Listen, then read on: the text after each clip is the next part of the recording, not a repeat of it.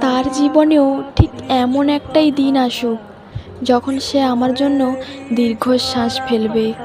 নিঃশ্বাস বন্ধ হয়ে যাওয়ার মতো অসহ্য যন্ত্রণা নিয়ে বন্ধ ঘরের মধ্যে অসহায় হয়ে কাঁদবে।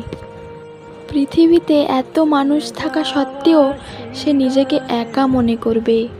এই একাকিত্বের যন্ত্রণা তাকে দীর্ঘশ্বাস ফেলতে বাধ্য করবে। সে আমার অনুপস্থিতি প্রতিটা নিঃশ্বাসে অনুভব করবে। আমার কথা ভেবে সে নিঃশ্বাস ফেলবে আর সব সময় আমাকে ফিরে পাওয়ার জন্য সৃষ্টিকর্তার কাছে প্রার্থনা করবে।